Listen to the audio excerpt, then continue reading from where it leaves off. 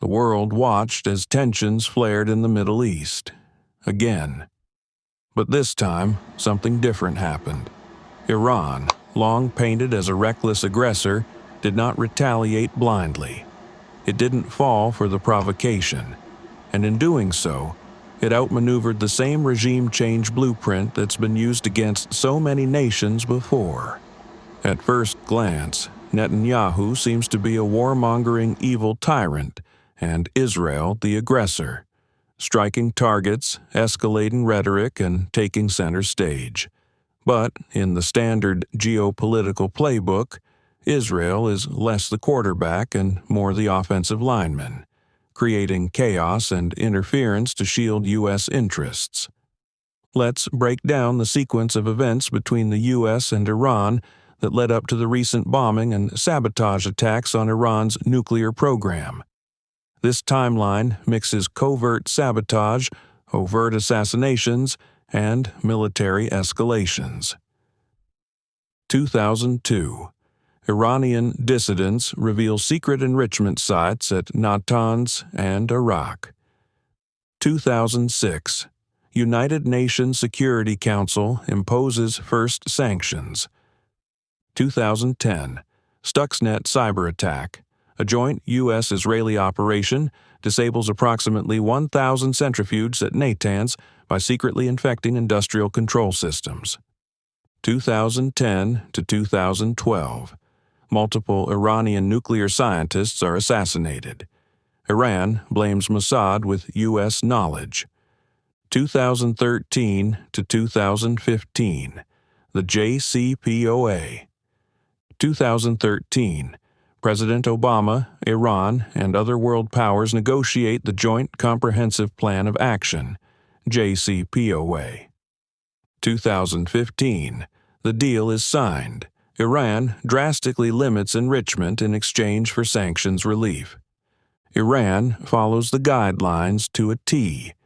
Israel is unhappy because sanctions are lifted and the money stolen from the regime by the United States was returned. The Iranian missile program is in full swing, and Iran is thriving. May 2018. President Trump unilaterally withdraws from the JCPOA, reimposes maximum pressure sanctions. 2020 to 2024 covert assassinations of military leaders and nuclear scientists, unexplained fires, missile and drone strikes, and cyber attacks hit Iranian nuclear and missile facilities, widely attributed to Israel, with U.S. coordination. During those grim years, Iran enriched its uranium to 60% in an attempt to create a deterrence from the strikes. They also built the underground facility at Fordow to protect the program. Netanyahu and his genocidal war in Gaza was now in full swing. Israel merely draws the attention, absorbs the scrutiny, and confuses the global audience. All while the U.S. advances its imperial strategy behind the smokescreen of atrocities committed by Netanyahu. The claim that the right to self-defense justifies war is a deception, an offensive trick play, provoking Hezbollah, the Houthis, and Iran to join the conflict. Luckily, Iran wasn't falling for the bait. Iran has existed for centuries.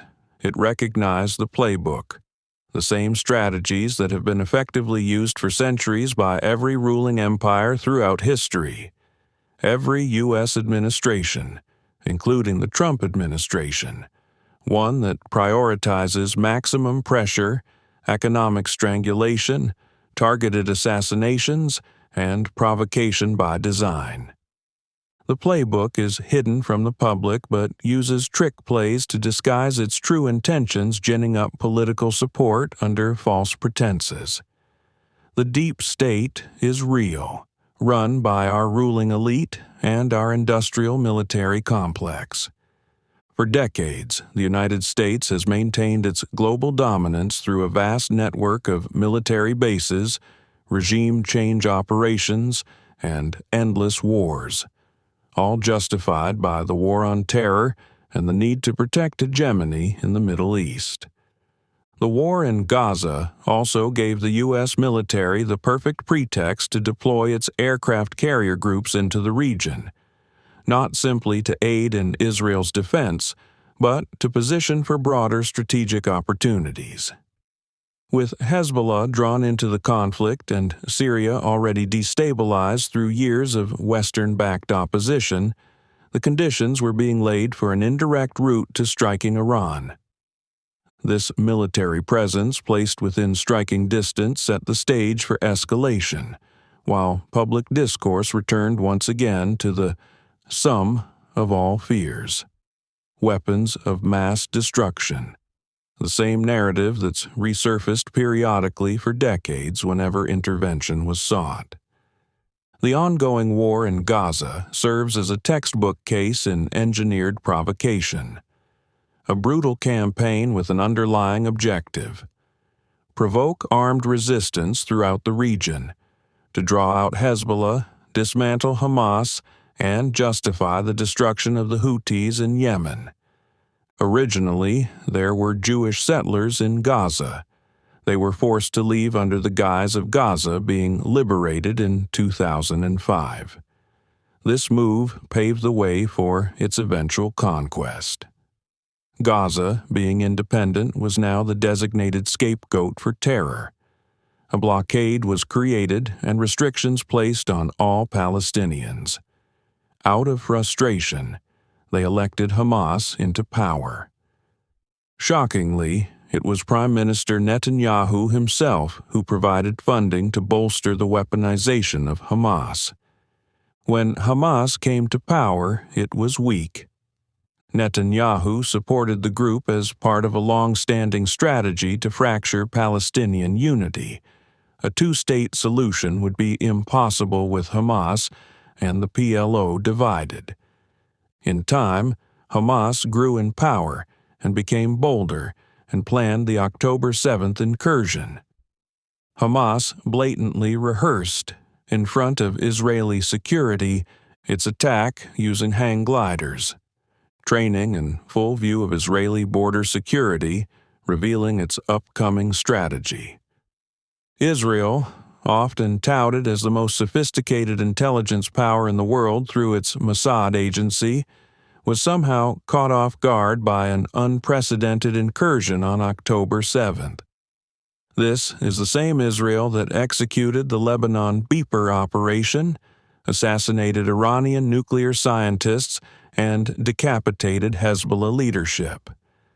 Are we really expected to believe a group of untrained militants pulled this off without detection? Reports have since confirmed that Netanyahu had prior knowledge of the October 7th operation. He allowed it to happen. Then he grossly exaggerated atrocities, including debunked claims of babies being beheaded and systematic rapes, to galvanize international support. You may ask yourself, how could a regime sacrifice its own people? Realize that during the attack, Israel invoked the Hannibal Directive, killing many of its own citizens to avoid the hostage threat of capture.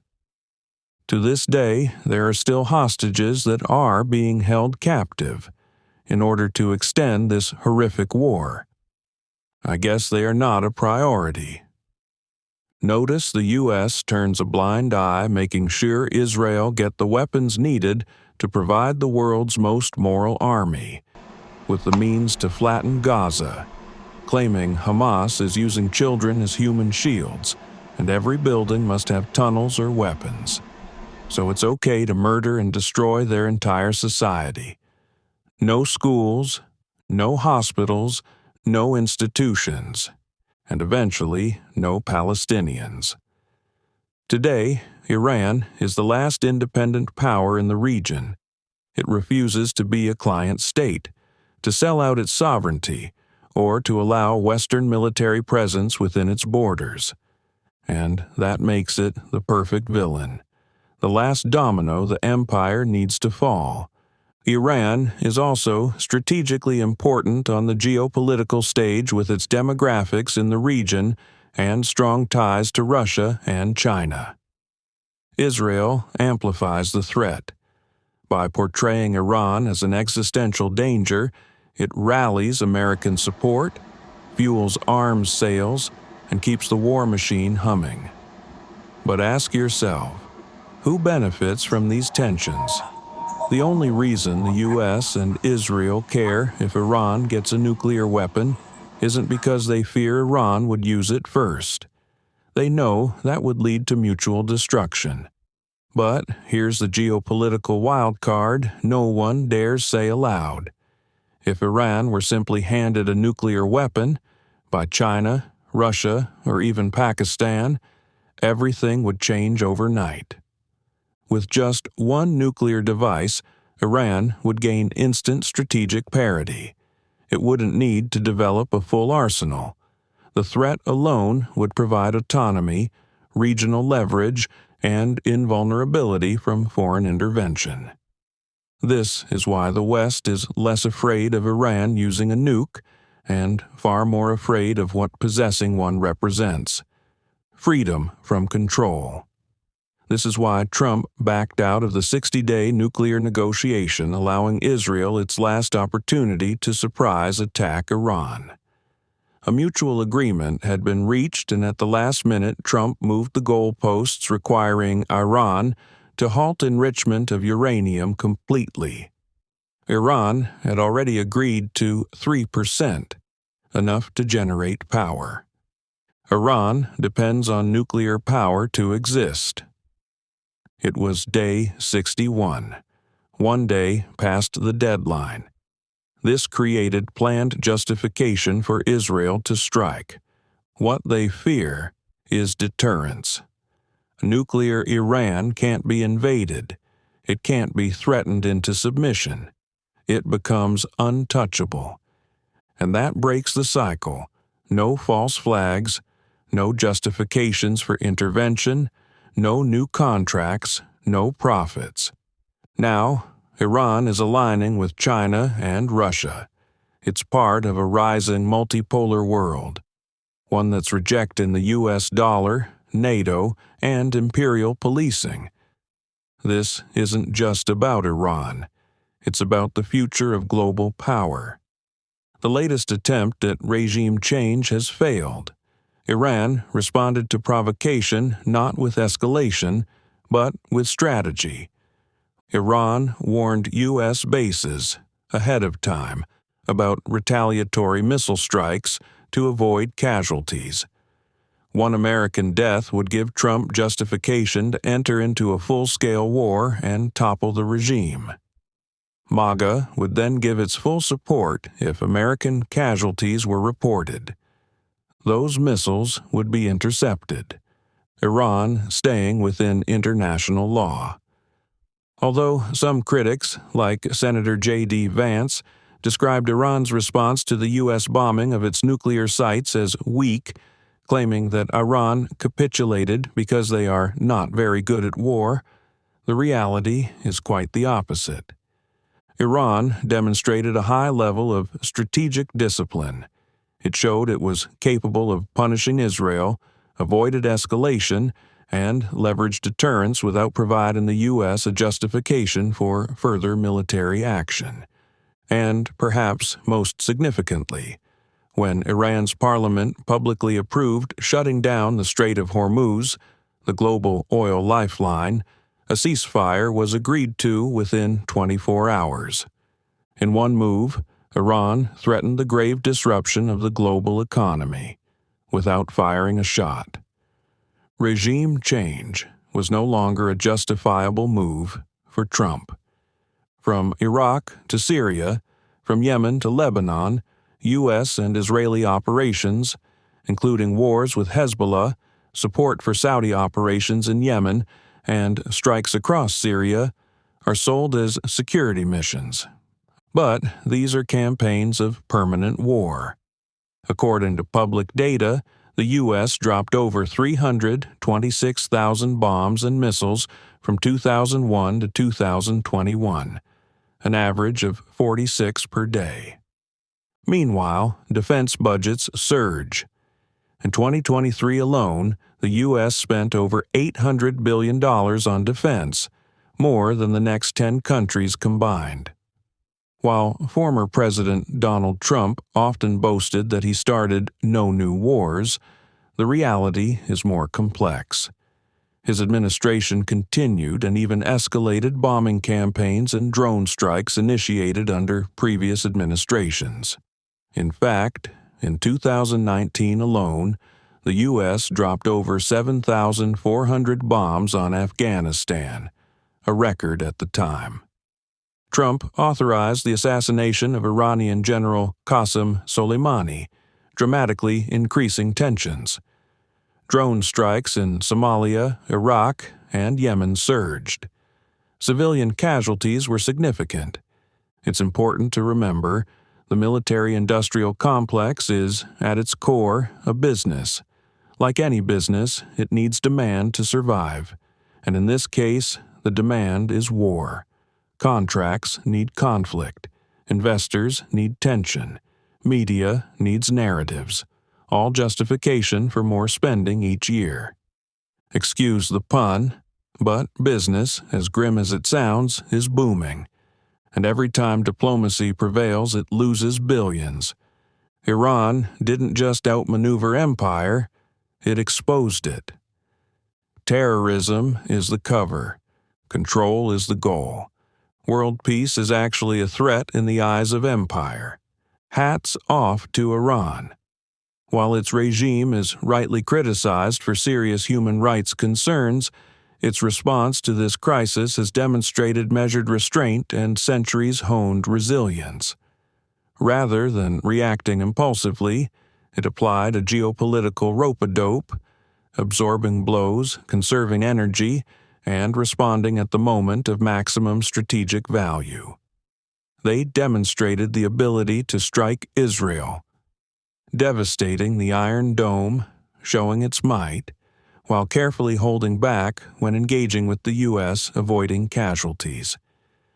Trump expected a massive retaliation, with it, a justification to enter the war which would placate his anti-war political base. The opportunity for regime change was one move away from checkmate. He even floated the idea that regime change might not be so bad. Instead, he had to settle for his claiming the obliteration of Iran's nuclear capability. Actually, logically, it is safe to say Iran would not store all of its uranium stockpile in one place, and if it did, it wouldn't store it at the publicized nuclear targets, according to Iranian media resources after the bombing inspections were done at each nuclear site to ascertain if leakage was going to be a problem. No signs were detected. If even a gram of enriched uranium was destroyed by a bomb, it would be easily detected. 900 pounds would be a contamination disaster. Trucks were seen at the Fordow site allegedly moving valuable components prior to the strike. The Iranians confirmed massive damage to the sites aligning with Trump's obliteration narrative, while the exact quantities of enriched uranium remains a mystery. The ultimate 4D chess move. If this analysis challenges your current beliefs, what you've been sold, research history, the same patterns repeat over and over. A broader picture comes into focus. Follow the truth, not the spin. If you like this content, please like, follow, and subscribe. This platform will challenge the established narrative. Thanks for watching.